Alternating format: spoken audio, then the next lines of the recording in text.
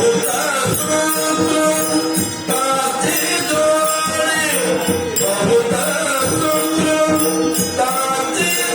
श्रोतेमंडळी बसून घ्या.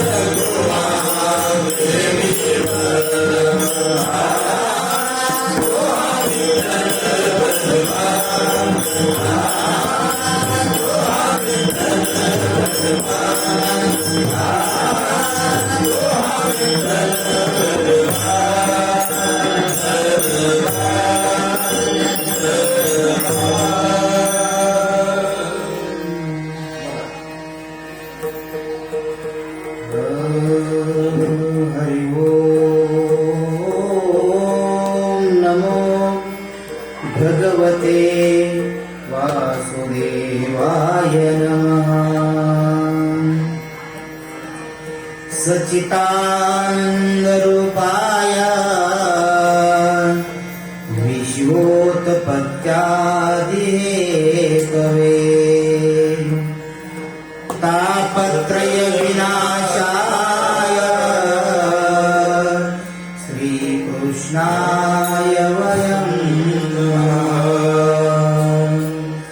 गुरुर्ब्रह्मा गुरुर्विष्णु गुरुर्देवो महेश्वरा गुरुर्साक्षात् परब्रह्म तस्मै श्री गुरुवे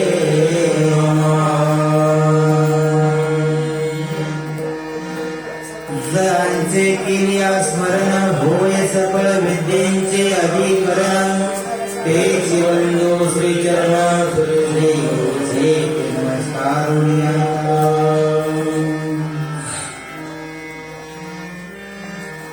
आज कथेचा आपला तिसरा दिवस।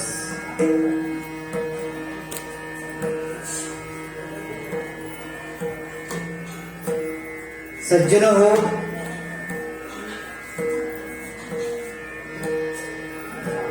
संत महिमा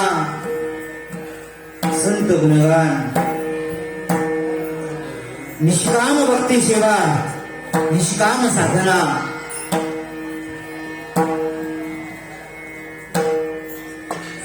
नवे नव्हे रात्र आणि दिवस भगवंताच्या भगवत नामाच्या चिंतनामध्ये देह झिजवला पाहिजे।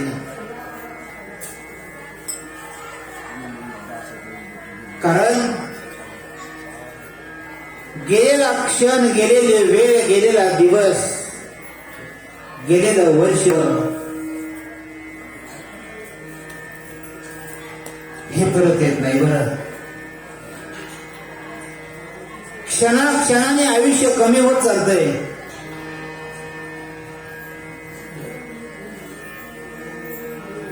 आणि तो विचार आपण जरूर केला पाहिजे. जीवनाचं आद्य कर्तव्य असेल तर ते भगवत नामाच्या चिंतनामध्ये व्यतीत करणं.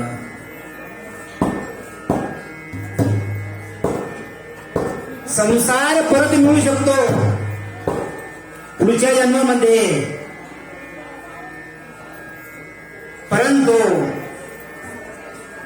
भगवंताचं नामस्मरण, कारण जगद्गुरु तुकोबाराय एका ठिकाणी वर्णन करतात, आम्ही भगवत नामाला लागलो ना, संत महिमा संत महात्म्यांचं गुणगान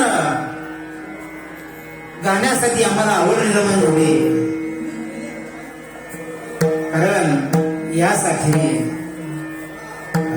बरवी वेळ सापडली संधी, साह्य झाली बुद्धी संचितावे. कसं असतं, भगवत चिंतनाची गोडी लागण्यासाठी त्याला वेळही यावी लागते. आणि वेळ आली म्हणजे मानव जन्माला तो प्राप्त झाला, संधी सापडली. साह्य झाली बुद्धी संचिता, त्यांची बुद्धी आहे ना पूर्व संचिताला साह्य झाली. पूर्व संचिताला बुद्धी साह्य झाल्याशिवाय संतांचा महिमा, भगवंताचं गुणगान, या जीवनाचं महत्व हे आपल्याला समजत नाही. कारण मानव देह जर सोडला, भगवंताचा महिमा जरी समजला ना तरी गुणगान ते गाऊ शकत नाही.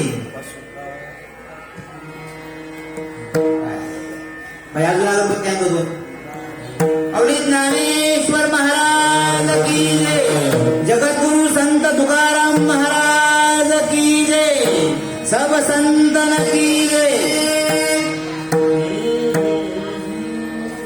संत महिमा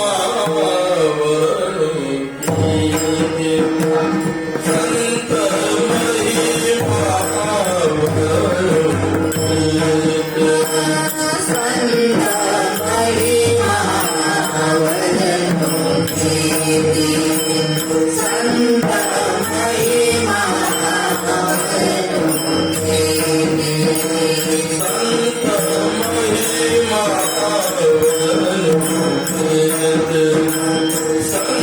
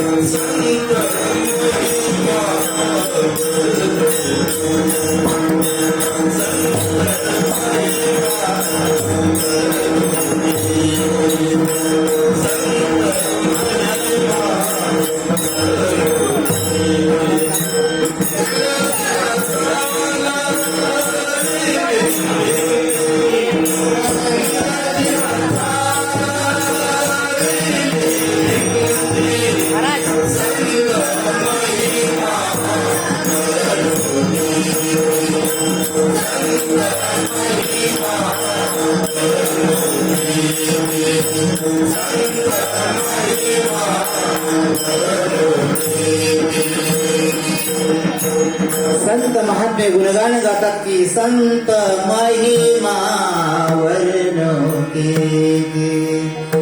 संत महिमा वर्णो के, संतांचा महिमा किती वर्णन करावा, किती जरी संतांचा महिमा वर्णन केला ना महिबा तरी तो काय आहे, अपूर्ण आहे.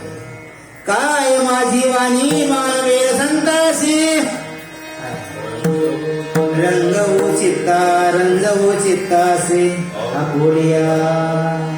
माझी वाणी संतापर्यंत काय जाणार आहे, काय सांगू आता संतांचे गुणगान गाऊ शकत नाही, एवढा महिमा महान संतांचा आहे. कारण का, संतांनी निष्काम भक्तीची उपासना साधकाला शिकवली. कुठली निष्काम भक्ती, निष्काम भक्तीची साधना जीवनामध्ये. कारण प्रत्येक जण देवाची भक्ती करून काहीतरी अपेक्षा घेऊन करतोय, बरोबर की. पण निष्काम भावनेनं भगवंताची सेवा करायला शिकावं. निष्काम भावनेमध्ये मोठं फल असतं महाराज. काय एक उदाहरण आपल्या समोर मांडावंसं वाटतंय मला. एक राजा शिकारीसाठी अरण्यात गेला असताना, ऐका बरं, कारण श्रोतेमध्ये थोडे बरे निरे बरता. श्रोते आपल्याला थोडे आहे पण शून्य आहे, त्यांना ऐकायची आवड आहे. आणि साक्षात अधिष्ठान आपल्या समोर आहे ऐकण्यासाठी. काय आणि असो राजा अरण्यामध्ये शिकारीसाठी गेला असताना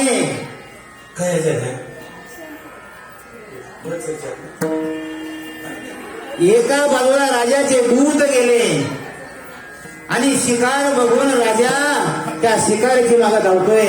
असू द्या, रामकृष्णारी ज्ञानेश्वर महाराज की जय, संत तुकाराम महाराज की जय. ऐका बरं,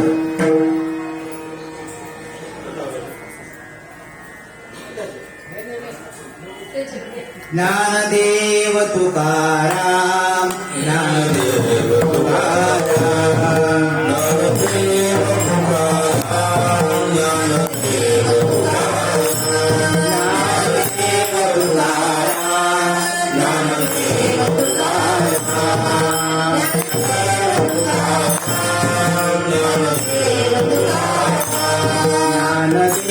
तुकाराम, ज्ञानदेव तुकाराम, ज्ञानदेव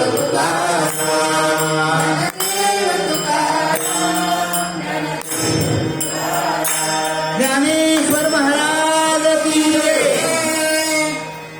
आणि राजा शिकारीच्या मागे धावतोय आणि शिकारीच्या मागे धावत असताना एका वाघाने त्या राजावर झडप घातली. राजाने बघितलंच नाही काय, तर अचानक त्या ठिकाणाहून 4 शिष्य गुरुगृहातून शिक्षण पूर्ण करून स्वगृही चालले होते.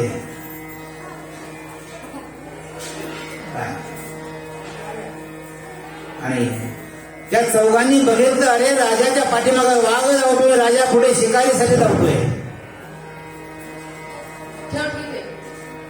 अगदी काही क्षणामध्ये तो वाघ राजावर झडप घालणार. ऐका बरं, अगदी काही क्षणामध्ये राजावर वाघ झडप घालणार हे बघितलं त्यांनी आणि धावून आले मदतीला. त्यांनी तो वाघ काय केला, पळून लावला, पाठीमागं पळून लावला. हे राजाने बघितलं आणि राजाने त्यांचे आभार मानून त्यांना विनंती केली, तुम्ही आता मला प्राण वाचवला.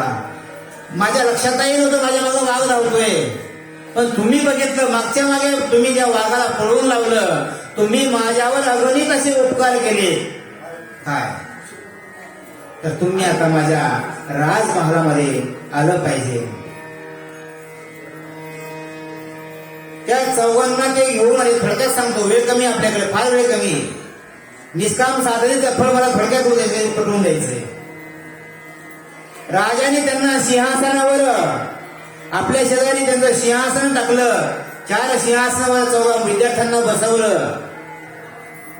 त्यांचं आदर आतिथ्य केलं आणि सभेमध्ये परिचय करून दिला की या मुलामुळं मी आज जिवंत आहे. नाही तर माझा रथप्राण झाला असता. वाघ माझ्या मागे लागला होता, मी बघितलंच नाही. त्यांनी माझा प्राण वाचवला. आणि त्या मुलांना उद्देशून ते म्हणतात की तुम्हाला काय मागायचं ते मागा, मी तुम्हाला द्यायला तयार आहे. आता रघुन सांगायला वेळ नाही आपल्याकडे. तर त्या एकाने मागितलं की राजे महाराज, माझं गाव फार दुर्गम भागामध्ये आहे. त्या ठिकाणी आमची फार गरिबी परिस्थिती आहे. खाण्यासाठी तुटपुंज आहे, माता पिता आहे, सर्वांचा सांभाळ करणं मला मुश्किल होतंय. काय आता मी बाहेर अभ्यासात असल्यामुळे त्यांची परिस्थिती काय असेल मला माहित नाही. परंतु मी घरी गेल्यानंतर त्यांना आनंद होईल की आमचा मुलगा आमचा सांभाळ करेल, आमचा मुलगा कमाई करून पैसे कमवून आणेल, धनधान्य कमवून आणेल आणि आम्हाला खायला देईल. पण सरकार, माझ्याकडे कुठलंच साधन नसल्यामुळे मी त्याचे असमर्थ आहे. राजाने त्याचा प्रश्न मिटवला. त्याला धनधान्य दिलं, त्याला काही जमीन दान केली आणि तर जा तुला तो सुखाने संसार कर. दुसऱ्याला सांगितलं तुला काय पाहिजे. दुसरा म्हटला तो वर्ष जरा बऱ्यापैकी होता. तो म्हणला आता कसं आहे सरकार, आमचं गाव फार दुर्गम भागामध्ये रस्ता नाही, लाईट नाही, आहे का नाही, जाणाऱ्या लोकांना बस नाही, त्यांची व्यवस्था करा. ठीक आहे म्हणजे चालते. तिसऱ्याला मागितलं काय पाहिजे तुला. त्याही सांगितलं सरकार मला राजकारणाची फार ओढ आहे. काय मला समाजसेवा करावं वाटते. मग त्याला सांगितलं तुला एक प्रधानमंत्री पद देऊन टाकतो, चला घेऊन टाक, तू माझ्या जवळच राहा, आहे का नाही, सर्व तुझी फॅमिली या ठिकाणी घेऊन ये. चौथा मात्र जो शिल्लक राहिला त्याला सांगितलं तुला काय पाहिजे बाबा. चौथा म्हटलं राज्य सरकार मला तुमच्याकडून कुठलीच अपेक्षा नाही. ऐकताय ना तुम्ही सर्व, ऐकताय ना.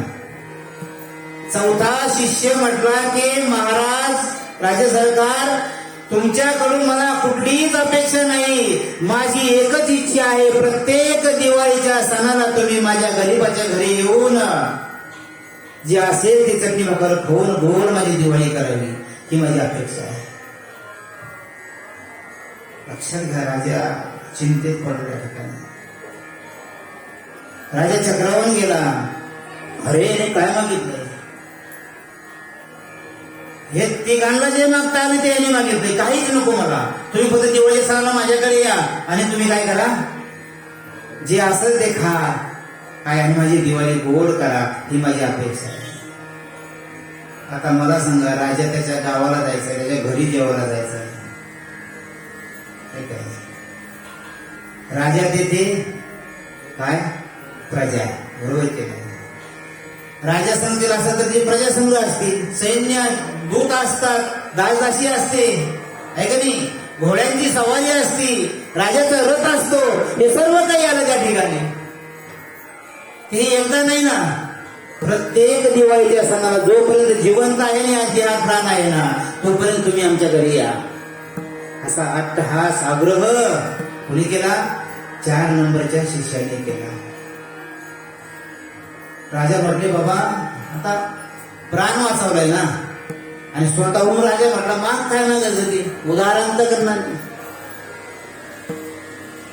सुंदर असे बघा या ठिकाणी दृष्टांत आहे. मग राजाने काय केलं, राजा काय म्हटलं, दूतांना बोलवलं. अरे म्हटले जा बाबा, हा कुठं राहतोय तरी बघा, कमीचं गाव कुठं आहे, त्याच्या गावाचाही तपास नाही. याची माझी भेट किती फक्त 15-20 मिनिटाची, आता झालाय 2-3-4 तास झाले. हा भेटलाय, त्याच्या गावाला जायचंय, प्रत्येक हा राहतोय कुठं बघा. तर तो एक आदिवासी भागामध्ये कुठंतरी असं राहत होता जंगलामध्ये, ते छोटंसं गाव होतं झोपड्यांचं, त्या ठिकाणी तो राहत होता. दूत आले, सांगितलं म्हणजे सरकार हा फार दुर्गम भागामध्ये राहतोय, त्याच्याकडे कुठं जाण्याचं साधन नाही, नदीतून पाण्यातून जावं लागतं काही ठिकाणी. काय मग त्यांनी सांगितलं बाबा पहिले रस्ते तयार करा त्या ठिकाणी जाण्यासाठी. राजाला जायचं म्हटलं काय राजे रस्ते बनवून घेतले काय रस्ते झाल्यानंतर सांगितलं त्याने लाईटची सोय तुम्ही काहीच नाही लाईटची सोय करा काय आसपास कसं आहे परिसर त्यांनी काही झोपडे आहेत अरे म्हणजे राजा मी देवाला जाणार त्याच्या घरी आणि झोपडीत जाणार का मग पहिले महाल बांधा ऐकताय ना तुम्ही महाल बांधला बाप महाल काय आता झोपडपट्टी माल चालेल का दुर्गम भागात बाकी झोपडे आणि महाल कसं योग्य वाटेल का नाही ना मग परिसर असून तर काय करायचं साऱ्यांचे महाल बांधायचे म्हटलं तर कारण राजाला तेवढं पाहिजे ना काय तर त्याने वस्ती बसवली चांगल्यापैकी ऐकले मोठमोठे बंगले बांधले काय बगीचा निर्माण केले राजाने काय आनंद वन त्या दुर्गम भागामध्ये राजाने फुलवलं सर्व काही सिद्ध झालं काय पण विचार केला याच्या घरी जायचं निमित्त काय पाहिजे काहीतरी निमित्त पाहिजे जाण्यासाठी ऐका काय काय निमित्त करावं आणि मग राजाने विचार केला आता म्हणजे सर्वच आपण दिलंय याला आता एक मुलगी देऊन टाकू याला एकच मुलगी एकुलती एक आपल्याला जावायच्या घरी तर निमित्ताने लेकीच्या घरी जाणं मी प्रत्येक दिवाळीला तर राजाने त्याचं लग्न त्यामध्ये बरं लावून दिलं काय आणि राजा त्या शिष्याचा कोण झाला सासरा झाला काय आणि तो राजा प्रत्येक दिवाळीला त्या ठिकाणी जाऊ लागला दृष्टांत संपला माझ्या काय दृष्टांत संपला अर्थ आपल्याला घ्यायचा आहे निष्काम सेवेमध्ये कसं भगवंताची साधना देवा तूच आम्हाला पाहिजे तुझ्याशिवाय काही नको काय तूच मला पाहिजे सावळे सुंदर रूप मनोहर राहो निरंतर हृदयी माझ्या माझ्या किंवा साठविला हरी जिही हृदय मंदिरी त्याची सरलीर धार झाला सफल व्यापार हरीला अंतकरणामध्ये साठवलं ना तर सर्व काही त्या ठिकाणी सिद्ध होते त्या भक्ताला कुठलीही अडचण येत नाही म्हणून तर साधू संतांनी फक्त देवाशी नातं जोडलं देवाचं कार्याशी नातं जोडलं म्हणून संतांचं चरित्र गायचं असतं संतांचं चरित्र लहान गायचं असतं असो ज्ञानेश्वर महाराज की जगद्गुरु संत तुकाराम महाराज संतन की आणि रात्री आपण बघितलं विठ्ठलपंत आपेगावहून माता पित्यांचा निरोप घेऊन तीर्थयात्रेसाठी मार्गक्रमण करत असताना अनेक तीर्थाचं दर्शन घेत घेत विठ्ठल पंथाचं आगमन या अलंकापुरी या तीर्थक्षेत्रामध्ये झालं भूवैकुंठ ज्या ठिकाणी सिद्धेश्वराचं दैवत साक्षात दैवत त्या ठिकाणी सिद्धेश्वराचं दैवत आहे इंद्रायणी माता खळखळ कशी वाहणारी इंद्रायणी माता त्या ठिकाणी वाहते बाबा इंद्रायणीच्या काठी विठ्ठलपंत आले विठ्ठलपंतांनी चौकडे नजर फिरवली ऐकताय ना विठ्ठलपंताने चहूकडे नजर फिरवली आणि विठ्ठलपंताचं त्या ठिकाणी मन रमल्या गेलं अनेक तीर्थ विठ्ठलपंतांनी केली होती परंतु म्हणावं असं त्या ठिकाणी मन रमत नव्हतं दर्शन घेतलं की विठ्ठलपंत निघायचं काय श्री कृष्ण गोविंद हरे मुरारे श्रीनाथ नारायण वासुदेवा श्री कृष्ण गोविंद हरे मुरारे श्रीनाथ नारायण वासुदेवा वासुदेव हरी पांडुरंग हरी वासुदेव हरी पांडुरंग हरी या नामाचा जे घोष करत स्वतःच मनाशी ते बोलत त्यांचा स्वतःचा आणि स्वतः पांडुरंगाचा संवाद चालायचा. काय किती मार्गक्रमण केलं त्यांना कळत सुद्धा नव्हतं. काय थकवा वाटत नव्हता. आणि त्या ठिकाणी आल्यानंतर आळंदी क्षेत्रामध्ये विठ्ठल पंताला त्यांनी काही दिवस मुक्काम करावा असं वाटलं. बघू बघा, भगवान पंढरीशाची जर इच्छा असेल ना मायबाप, तो कार्य करता करविता तोच आहे. करता करविता कोण आहे? भगवंत आहे. त्या भक्ताला कुठे पाठवायचं, त्याचं कुठे मन रमवायचं, त्याच्या हातून काय कार्य करून घ्यायचं. आपण आज या ठिकाणी आहोत ना तीर्थक्षेत्री, तर ही पांडुरंगाची इच्छा आहे. माऊली ज्ञानोबरायांची इच्छा आहे, म्हणून आपण या ठिकाणी बसलो आहोत कथेमध्ये. म्हणून आपण गावाहून 100, 200, 300, 400 किलोमीटर होऊन आपण या आळंदी क्षेत्रामध्ये, देऊळ क्षेत्रामध्ये, पंढरपूर क्षेत्रामध्ये, नाशिक क्षेत्रामध्ये, तीर्थक्षेत्रामध्ये जाऊन आपण राहतो. ही पांडुरंगाची इच्छा आहे, आपली इच्छा नाही. कारण पूर्वीच पुण्याई, पूर्वीच सुकृत, पूर्व जन्मी विठ्ठल भक्तीमध्ये वाहून घेतलेलं जीवन, हे मी बोलत नाही, मौलिक ज्ञानोबा आहे बोलतात. मने वाचा करणी, क्या बात आहे. मने वाचा करणी जयांची भजने देवाची वाणी, हे शरीर जाता क्षणी देवची झाले. काय बोलतात? ज्यांचं मन, वाचा आणि कर्म देवाच्या भजनासाठी जात ना, काय बोलतोय मी, तर ते कधीही मरो, ते मरत नसतात. बरं काय ते देव होता, देव. हो, जगद्गुरु तुकोबराय म्हणतात ना, मरण माझे मरून गेले, मजला केले अमर. मला काय केले? अमर केले, माझं मरण मरून गेले. हो, हा पहिली मी डोळा काय भोगमुक्तीचा सोहळा जिवंतपणे मागवला तर मायबाप. कथा विस्तार फार मोठं होईल केला तर वेळ आपल्याला फार कमी आहे. आपल्याला पावणे 7 ला कथा संपवायची. मुद्दा एकच सांगायचा मला की भगवंताची इच्छा असेल ना, तर त्या ठिकाणी ते कार्य करून घेतात. बरं काय पैठण क्षेत्री विठ्ठलपंत 12 वर्ष राहिले.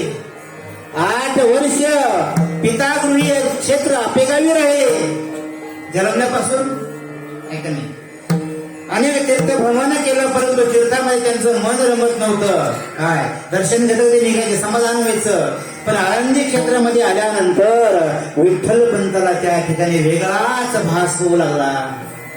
काय वेगळाच भास होऊ लागला.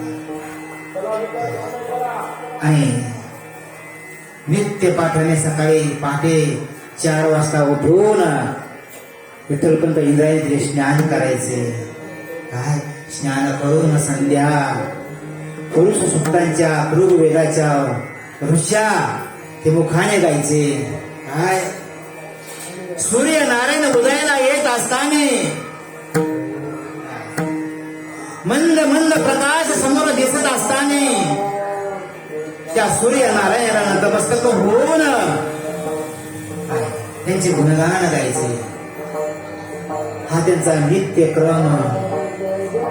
असे गेले 15 दिवस त्यांचा नित्यक्रम त्या ठिकाणी सिद्धोपंत पाहत होते. सिद्धोपंत कुलकर्णी हे मूळ आळंदी गावचे, आळंदी क्षेत्राचे. कुलकर्णी पद त्यांना प्राप्त झालं होतं. पंडितकी ते करायचे, पूजा अर्चा करायचे, उदरनिर्वाह त्यांचा चालायचा. आणि दररोज ते बघतात की एक 20 वर्षाचा बालक त्याची दिनचर्या त्याने बघितली. आणि विठ्ठलपंतांच्या तेज बघून सिद्धोपंतांचं मन त्या ठिकाणी विठ्ठलपंतांच्या अंतकरणाशी झुकल्या गेलं. विठ्ठलपंत कोणाशी बोलत नव्हते, त्याचा तो नित्यक्रम चालायचा. बोलत नाही, बाळगले नाही, काही नाही. ते तर पहिलेच म्हणजे त्यागी होते. विठ्ठलपंताचा स्वभाव होते, त्यागी होता. काय सत्य कार्यासाठी आम्ही फक्त जीवाला वळून घेणारे त्यांचं ध्येय होतं. आणि शुद्ध पंत त्यांच्या समोर उभे राहिले. डोक्याला पागोट, खांद्यावर लाल पंचा, धोतर, कुर्ता अंगात घातलेला, धडका धाकटा असा शरीरपृष्टी असणारा, अगदी 60-65 वर्ष वयाचा वयोवृद्ध बाबा विठ्ठलपंतासमोर उभे राहिले. काय विठ्ठलपंत त्यांचं लक्ष शेजारी नव्हतं, त्यांचं लक्ष सूर्यनारायणाकडे होते. सूर्यनारायण ते नमस्कार करत होते, डोळे झाकून. आणि डोळे उघडून सूर्यनारायणाची पूजा झाली. आणि विठ्ठलपंतांनी डोळे उघडून बघितलं तर त्यांच्या समोर 60 वर्षाचे वृद्ध बाबा दिसले. आणि बाबा दिसल्या बरोबर विठ्ठलपंतांनी त्यांच्या चरणाशी नतमस्तक झाले. ज्ञानेश्वर महाराज की, सबसंतन की. आणि विठ्ठलपंत नतमस्तक होणार तेच शुद्ध पंतांनी विठ्ठलपंतांचे हात धरले. काय आणि म्हणजे नाही, तुम्ही जरी वयाने लहान असाल ना, तर तुमची साधना माझ्यापेक्षा श्रेष्ठ आहे, तुमची तपश्चर्या माझ्यापेक्षा श्रेष्ठ आहे. वयावर कधीच माणसाने जाऊ नये महाराज. काय 14 वर्षाचे ज्ञानोबराया, 7 वर्षाच्या मुक्ताई, छोटी छोटी बाबंद, 1400 वर्ष आयुष्य ज्यांनी प्राप्त करून घेतलं, ज्यांनी मरणावर विजय मिळवला 1400 वर्ष, माझे बाप सामान्य आहेत का? चांगदेव महाराज काय अधिकार आहे? त्यांना उपदेश केला मुक्ताईने. स्वतः चांगदेव महाराज म्हणतात ना, चांगदेव